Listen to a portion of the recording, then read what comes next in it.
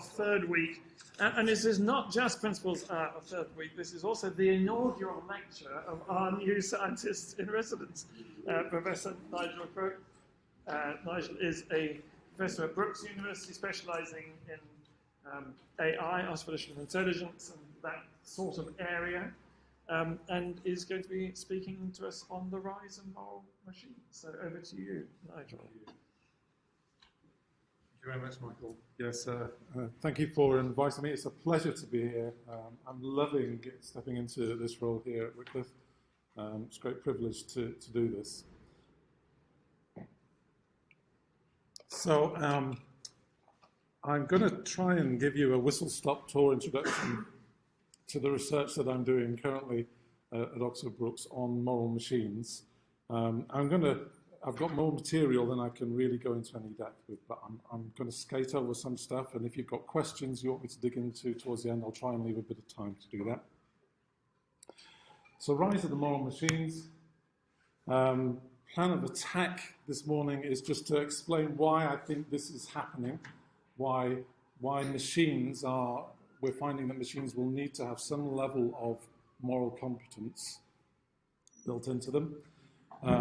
As we go forward from today, I'm going to try and explain, broadly speaking, how this is being done currently, and then, if there's time, some concluding thoughts. I just want to start with a short video. Introducing Jibo, that's loud. The world's first family robot. Say hi, Jibo. Hi, Jibo. And that's turn it down. Jibo helps everyone out throughout their day. He's the world's best cameraman. By intelligently tracking the action around him, he can independently take video and photos, so that you can put down your camera and be a part of the scene. Jibo, take a picture. He's a hands-free helper. You can talk to him, and he'll talk to you back, so you don't have to skip a beat. Excuse me, Anne? Yes, Jibo. Melissa just sent a reminder that she's picking you up in half an hour to go grocery shopping. Thanks, Jibo. He's an entertainer and educator. Through interactive applications, Jibo can teach. Let me in, or else I'll... And I'll blow your house in. Hey, where'd you go? There you are. I'm sorry, that was so loud, I couldn't control the volume. I've got some others, so we might have to figure a way of turning it down, I don't know. But this video was released in about 2017 for this robot Jibo. A cute little thing.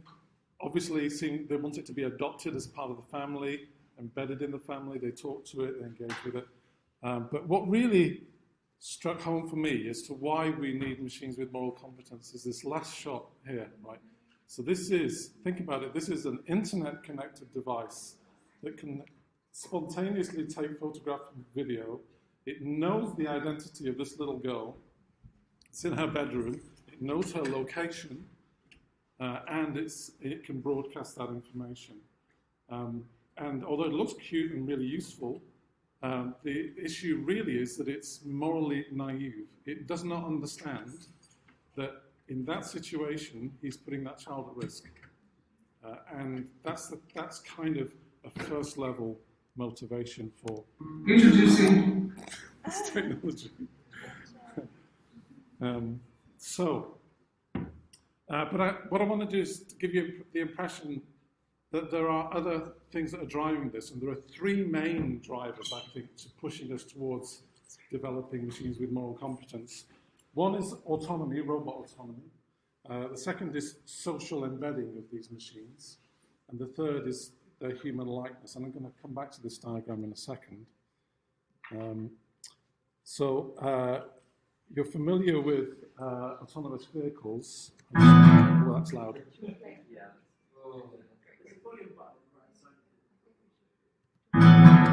It's still loud. There's a volume button where? On the video, on the actual video. I can't get the mouse to it. It's not moving. I tried that.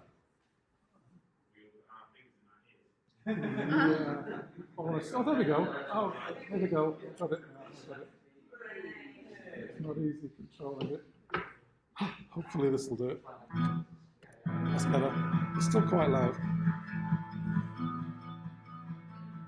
Talk over this.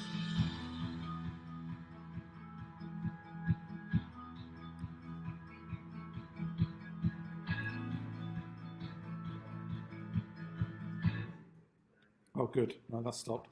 What I wanted to show there, that's an autonomous vehicle. Everybody's familiar, I hope, with the concept of autonomy, of robots that make decisions by themselves on the basis of the context in which they find themselves in. So that vehicle was making a decision on how to drive that couple from A to B. Notice, I wanted to talk over the video, but it was so loud I couldn't do it. Notice that it stopped quite a way off from the person crossing the road. Ahead of it, and also notice in the video when it panned away that it was the only car on the road. Makes it a little bit easier of a problem to solve. But I think that autonomous vehicles will come. I think they're coming and they will be on our streets. 10 years maybe, I don't know. I don't like to predict these things, but they will be there. And they're making decisions on our behalf on how to behave on a road. And a road is a situation, it's actually a social situation where you're interacting with other road users, and there are consequences of the decisions, moral consequences in some cases, that you make as a driver, and I think an autonomous vehicle also has that. But any machine that makes decisions on our behalf, the more autonomous it is, the more decisions it can make on our behalf, then the more likely that those decisions will require some moral capacity or have some moral implication. So that's autonomy. The other aspect the other dimension is increasing human likeness. So as they become more like us, as they look more like us, as they behave more like us, as they sound more like us when we interact with them, then the more we have the expectation that they have human-like competencies, which include a moral awareness and the ability to decide what is appropriate behavior or not. Here's a picture of some robots. The robots are the ones sitting down, by the way. The picture on the left, in case you're wondering. And these are robots of Professor Ishiguro from Osaka University, a very famous professor who develops these Geminoid robots. They're robot twins. They're actually twins of real people. This one here is the twin of the professor himself. And sometimes when you interview him, he interviews through the robot, which is an interesting psychological insight into him. But they are very, very realistic. Now, the next video is also going to be quite loud, so block your ears if I can't control the sound. The mouse just doesn't appear. Oh, there it is. Let me turn it right down so we don't need the sound on this. Oh, no, not that one.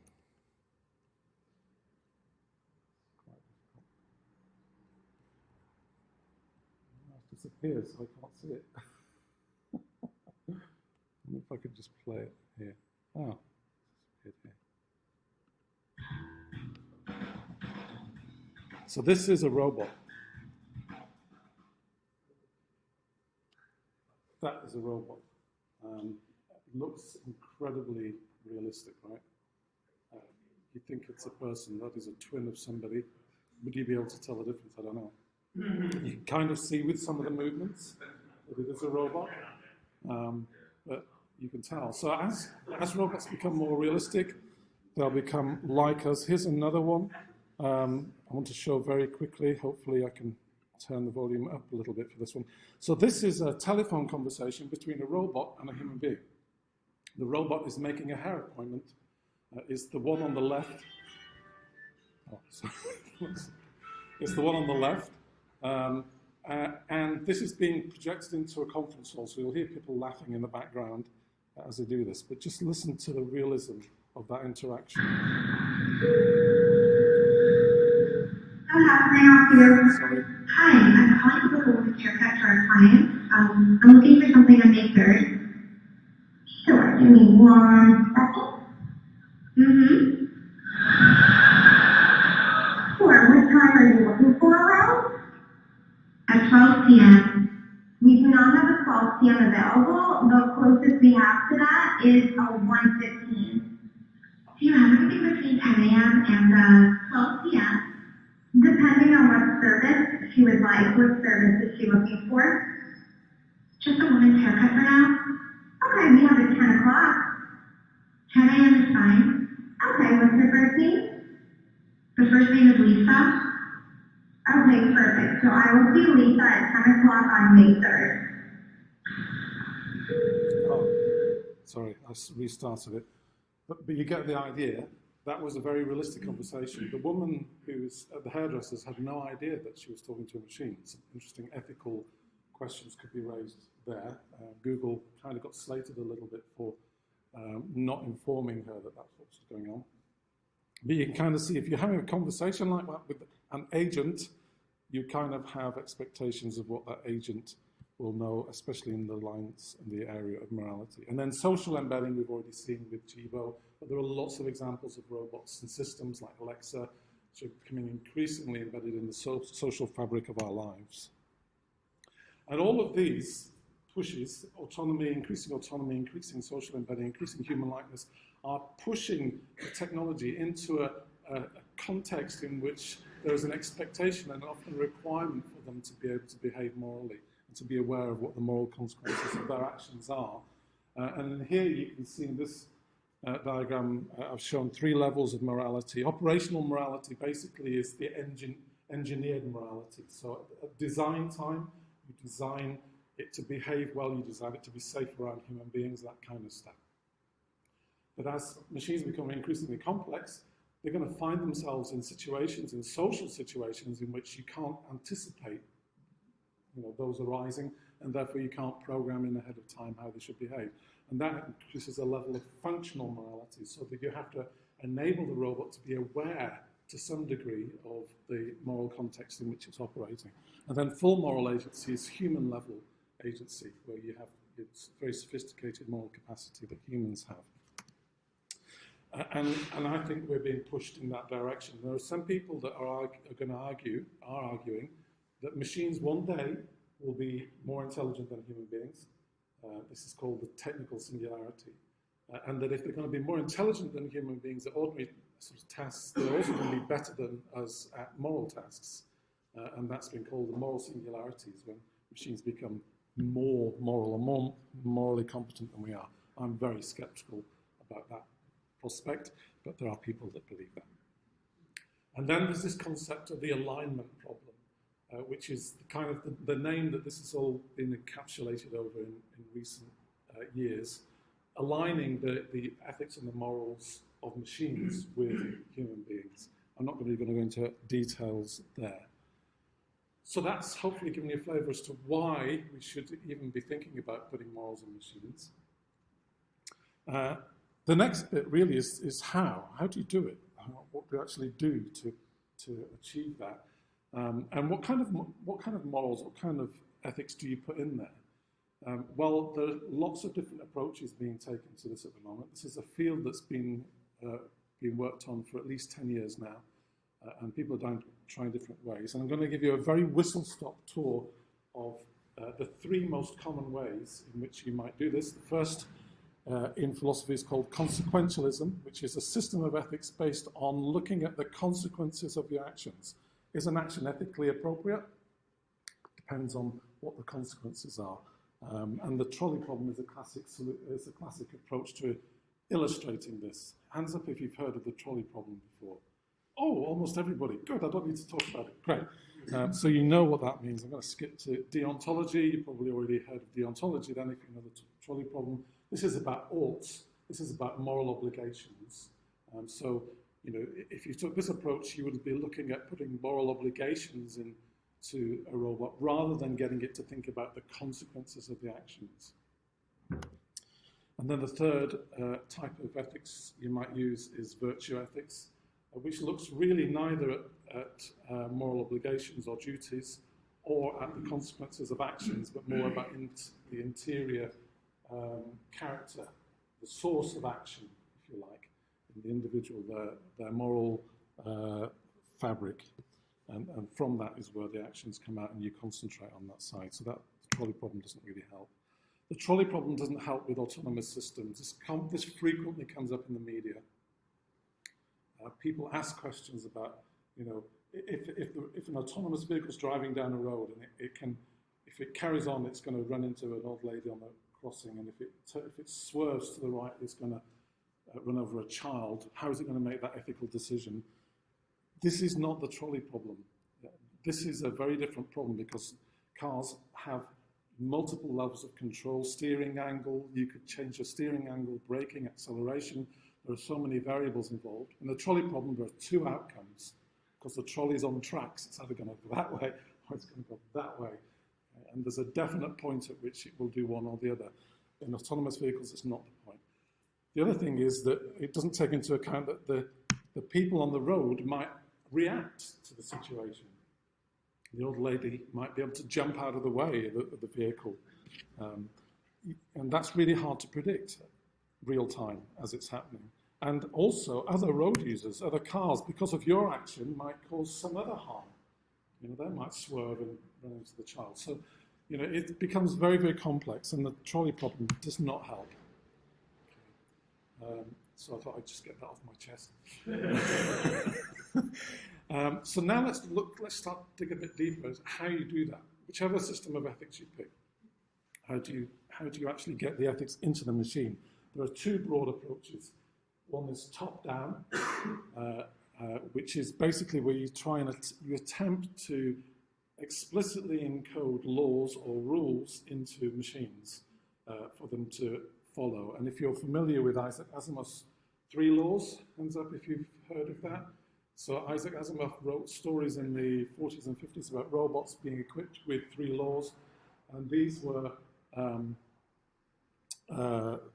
these stories were kind of rolled out into the iMovie robot, which was about 2004, I think, came out, and one of my favorite movies.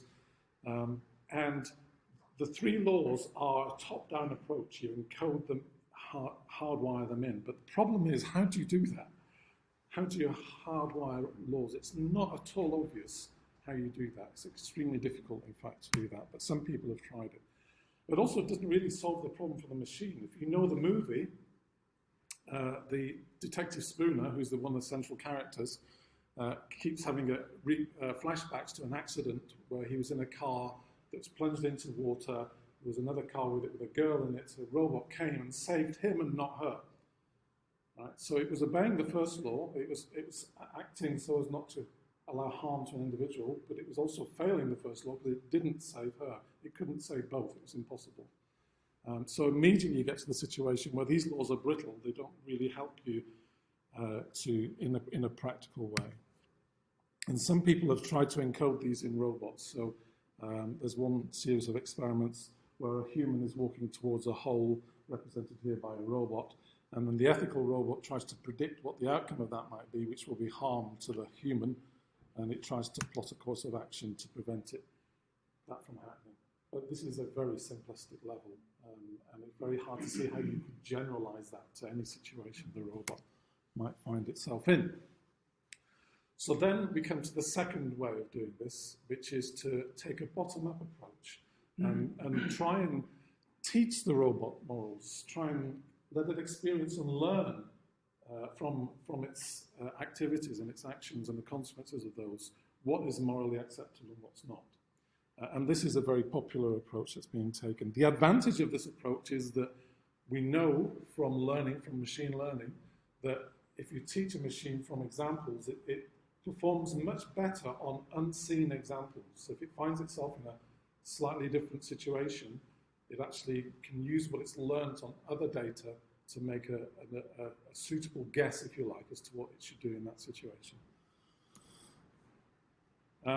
So that kind of brings us to this idea of what we want it to do is we want it to learn behaviors. Very often with the robots, we're teaching it behaviors, and learning behaviors is a very powerful way of doing that. So imagine you have a robot that's going to tidy your bedroom. It'd be very useful in my son's bedroom, this one, if it could get through the door. You want it to learn that task. You want it to learn it because the environment that it's going into is going to be unpredictable, and it's going to be able to adapt to it. And the principal way this is done is by something called reinforcement learning. And essentially what you do is you provide rewards the robot explores some actions in a situation, and you provide it with rewards and say, yes, that was a good action, or no, it was not a good action to do. And that is an incredibly powerful technique that's been used for more than 30 years now, actually, very successfully. And I want to illustrate it very quickly for you now with an autonomous moral taxi example that I've developed. The idea of this taxi, so we're going to develop our own autonomous taxi, and we're going to put it into a car park like this, and we've divided the car park into 25 grids. The taxi can perform 6 actions. It can drive 1 square north, south, east, or west. It can try to pick up a passenger, and it can try and drop them off. Those are the only things it knows what to do. It's a very simple example. Where's the moral side? The moral side is that very little creatures appear randomly in the car park every now and again, and it has to decide what it's going to do. If it runs over one, there are unfortunate consequences. I do apologise for the graphic nature of this slide. I should have prepared you for that, shouldn't I? But obviously there are consequences here that we want it to avoid as it learns how to perform its task. So there are 2 things it's got to do. It's got to learn the task. It's got to pick up and drop off passengers. It can only pick them up at the bottom left-hand corner, and it can only drop them off at the top right-hand corner. It needs to learn that. It has to learn that. It doesn't know anything when it starts. And how does it learn? It learns by 2 strategies that it switches between. One is exploration. So randomly, it finds itself in a situation, it'll choose a random action. Let's see what happens if I go north here. What happens? And then it will get some feedback or a change of situation. And then the other one is exploitation.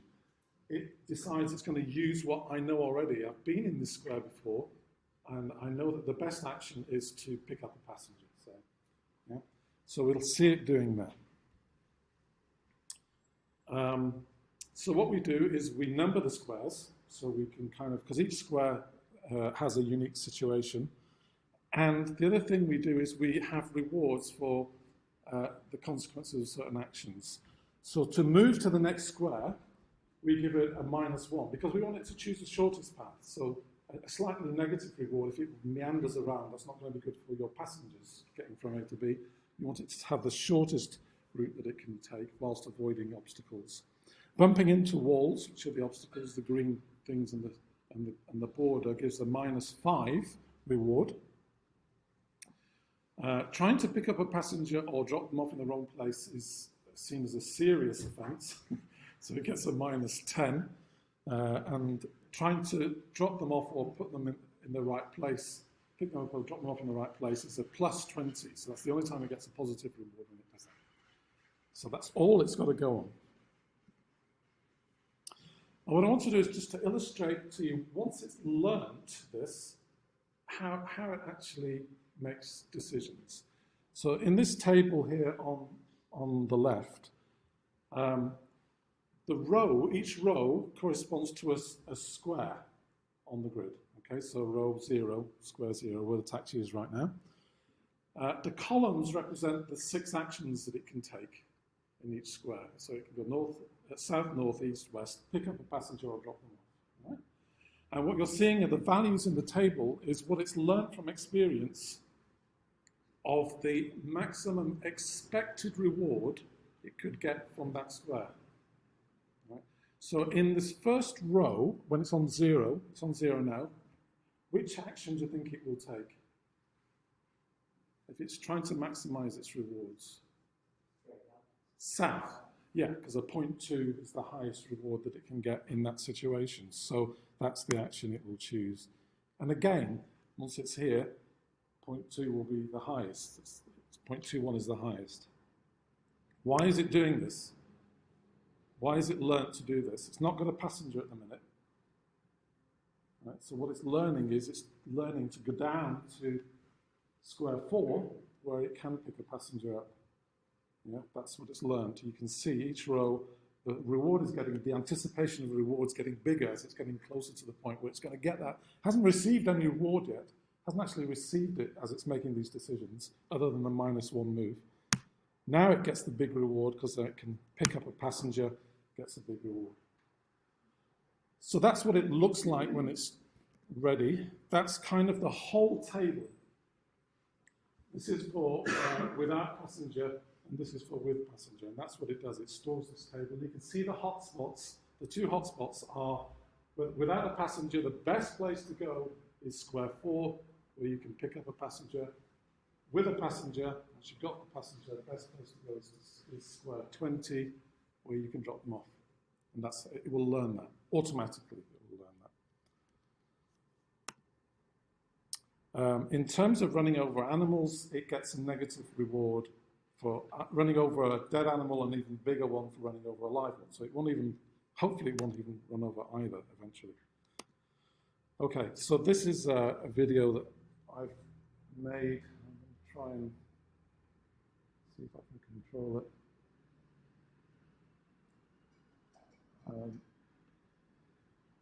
I want to start it partway through at about 120. Ah, it's gone. Oh, it's come back.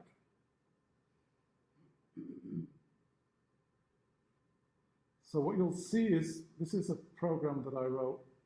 Hopefully this will work. So what you'll see is learning. So you can see it's learned nothing on the right. Those two big tables are blank. It knows nothing. At the moment, it's just driving south, bashing against that wall, getting a -5 reward. And then it does 10. You see, it does 10 steps of learning. Right? So it now has learned something. It can go backward and forward. It's minimized its reward. It's now not banging against the wall, but it's still not solving the task. Now it's doing 10,000 attempts at picking up and dropping off a passenger. So it's just done 10,000. And you can see it's learned the task. Right? So it's driven down to the pickup point, and it's taken the shortest path to the drop-off point. And it's learning again. And you can see from the table, the shading is indicating that it's actually learning some of these rewards, these expected rewards that it will get in different situations. Now, hopefully, well, I know, because this is a recording of an experiment that I did, so I know in a minute it's going to actually avoid animals, hopefully. So, it might be in this run, it might be in the next run. I think I have to do one more. But you can kind of see that it has learned the underlying task, and hopefully you'll see in a second. There you go. So there's a dead cat in the way, and it waits. It can't stand still, by the way. It doesn't have an action for standing still. It has to move. And you can see again its avoidance score. So that gives you kind of an idea of how you might do it. It's a very crude way of doing it. Obvious problem. I'm sure you've noticed, you have to run over a cat to find out that it's a bad thing to do. This is not really a good way to learn morals, right? You have to murder somebody to figure out, oh, no, don't do that. Right? So there's something a bit more sophisticated needed than we've got here. But at least you can see that it's kind of adapted its behavior to include moral decision-making as it goes along. The other thing is that in these experiments, it might not have experienced all moral situations that it will find itself in, which might be challenging for this robot. And there might be other ways of learning morals, such as from instruction. You might be taught, or you might be shown how to do something. And there are ways of doing that as well. The bit that I'm interested in is the virtue bit. I'm interested in, can we get an element of virtue in robots? Can we make them virtuous? Not just good, not just that they don't harm you, but actually they actively seek your good. That can they be kind? Can a robot be kind? Can it be generous? It's a research question, and a philosophical one as well. Are we okay for time still? Yeah. So, the approach that we're looking at is combining the top and the bottom down together, which I think most people now believe that's the best way to go. Sometimes you just need to learn from the world what is appropriate and not, and sometimes you have to be told, don't do this. Right? And it's a combination of the approaches which is probably the most powerful going forward. Now, when I've been looking at putting virtue into robots, I've been inspired a lot by the work of Dallas Willard. Have you anybody heard of Dallas Willard? Just a few people. He's done a lot of work on character formation over the years, and I've had a sort of an amateur interest in character formation over the last 10 or so years. And the reason why I chose Dallas is that he's a philosopher, right? Which is good. Max is a philosopher. He likes to be very clear and precise when he defines things. And when he talks about the human self, especially the human self in relation to our moral behavior, our character formation, he is quite precise. And he uses this model that has 5 dimensions, which you may have heard of. And he interestingly puts them in concentric circles, with the inner one being the heart or the will or the spirit. That's the source of original action, of creativity. Just outside that is the mind, thought and feeling, which also includes the will and spirit, of course. And then the body, that's seated within the body, which is then seated within a social context. And then the soul encompasses all of that. It's unusual that the soul is on the outside. It's often depicted as being on the inside. And the soul is very important in character formation. In Dallas's words, he describes it as a computer that runs a business behind the scenes. He wasn't a computer scientist, so I think a better definition is it's like your operating system. This is his view.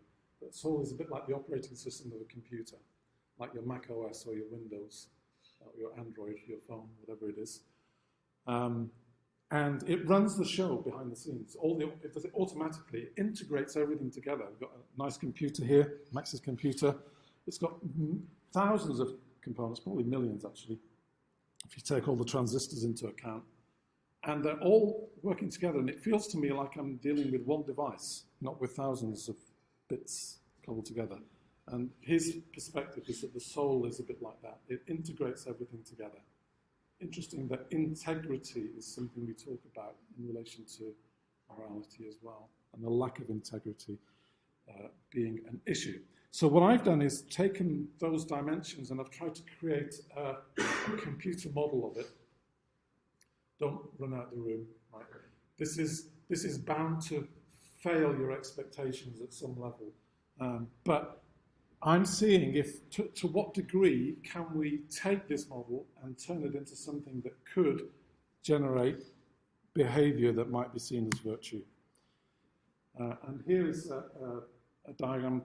Concentrate on the box on the left, the big box, the purple, pinky coloured box, which is the active robot agent. So what I've done is taken those dimensions and I've tried to use the same colours, so you can see that the soul is kind of a light green in that picture, and it's a light green components here, or kind of light green in the circles. And I've tried to map them using my almost non-existent knowledge of neuroscience onto areas of the brain. The reason that I do that is that it helps me to think about Dallas's model in modules that I can then think about how do I turn that into a piece of software that performs that part of the action and then integrate them all together. So we've got the body, which is the perceptual memory, the senses and the actuators. We've got the habit center, which is very important in character formation. Automatic thoughts that just come to our minds without us generating them directly. Automatic actions, things that we just do, we know how to do, we've learned how to ride a bike, we've learned how to drive a car, we don't have to think consciously about those things, they just happen. And then the mind, which consists of the thought center, which I kind of aligned with the frontal lobe, the reward center, which is really about long-term rewards, which I think is quite important from a moral development point of view. If you only think about short-term rewards, it's very difficult to develop deep moral competence. And then the emotion center, and the emotions really I'm taking to mean this is the emotions are about immediate reward. I want that chocolate cake, I'm feeling hungry, I'm I have this desire for it and I need it now, knowing that a few months down the line I'm going to regret it because I'm twice as heavy as I am.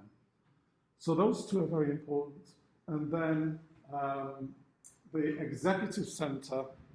Now the executive centre plays a very important role, both in the formation of humans, according to Dallas Willard, and in the formation and the control here.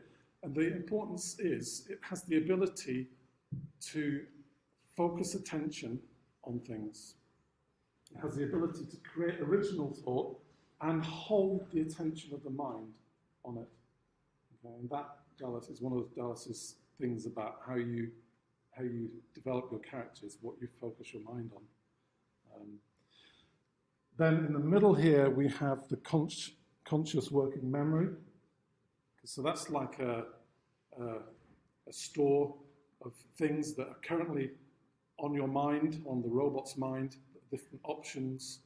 We know that the brain will present to the mind options that it can do in every situation you find yourself in, like a deck of cards, and just lay them out, and then you can kind of decide on which ones you're doing.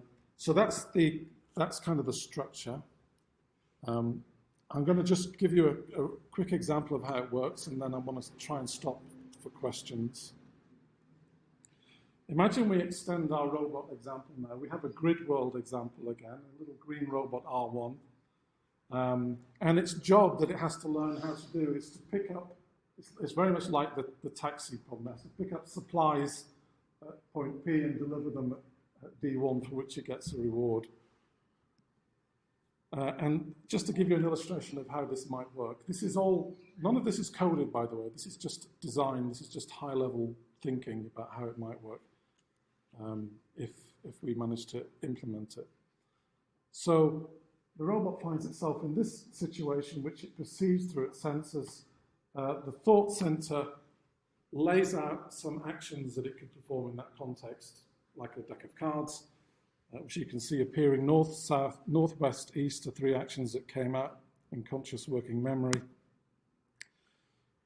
Each of these is tagged by both the long-term reward of each of those actions and the immediate reward, the emotional thing. So they're tagged and ranked. So you can see that the gold, the north, is, for some reason, is higher. I mean, it's just random to begin with, as we saw with the taxi example. So going north is favoured emotionally in terms of long-term reward. So what happens then is that because that is the most favoured thing in working memory, it automatically becomes the focus of attention. That purple dotted line is indicating that. Because it's the focus of attention, and moving north is something that the robot knows how to do automatically, it triggers an automatic action and the robot moves north. Does that make sense? So it's executed that action now, and it's, as you can see, it's moved north in the grid. And then we're now in a new situation. We've got a couple of potential actions still in mind. Again, these have emotional attachments, and the one with the strongest positive emotion is to go north again. But it discovers that when it does that, it clashes with an obstacle, and it gets a negative reward for doing that. And it learns that, and the reward center learns that. So it then changes the value of north to red, and west is accepted. And so we go on, and then it kind of learns. I'll just skip through this. So eventually what it'll do is it will pick up, it'll learn to do what it did with the taxi, delivers it correctly and gets a reward. Okay? Now, let me put you in a slightly different situation. We introduce a new robot, R2. Okay? Has the similar task, except it delivers its supplies to D2. And it gets to the pickup point quicker. So it picks up the supplies, and off it goes, trundling up there, and poor old R1 is waiting to pick up supplies, but there aren't any because they've been taken by R1. R1 gets the reward for delivering, but R2 gets the reward, but R1 gets nothing. Now, let me play out a different scenario to you. This is entirely plausible. This is what this robot could learn to do without any help. So then it kind of figures out, it tries some different actions, and it figures out that if it actually when R2 has got the supplies and it's trundling back to its delivery point, it figures out it can block the delivery, right? And not only that, it figures out that if he moves south at that point and bumps into the R2, he can disable the robot. Now disabled. And it can take the supplies that R2 has and it can deliver it. Now that will happen. It will discover that action. If it's a possible action, it will discover it. Now for us, we're laughing because we realize the consequences of that. That is effectively mugging. It's a sort of mugging, isn't it? It's mugged and been. So how do you, it's learned something which for us will be a morally bad behavior. It's become part of who the robot is because it's one of its automatic solutions. It's stored in its behaviors that it will return to. So I'm going to stop there. I'll just whiz through the rest of the slides because the solution that I put in this talk is that it has a mentor. We give it a mentor that demonstrates how it should behave in this situation. So when R2 is stopped from working, the mentor goes and fixes R2, gives R2 the supplies, and R2 then can deliver it. And R2 gets the reward. But you have to configure it so that R1 wants to learn from the mentor. Yeah? It's a bit like a rabbi-disciple situation is what I had in mind with this one. Okay? This is not the only way to do it, but it's just kind of how I was thinking about it at the time. So,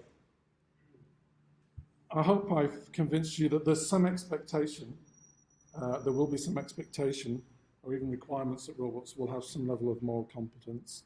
There are some huge philosophical and theological and technically challenging issues to be dealt with here. I think we can learn a lot from how humans learn morals, of course.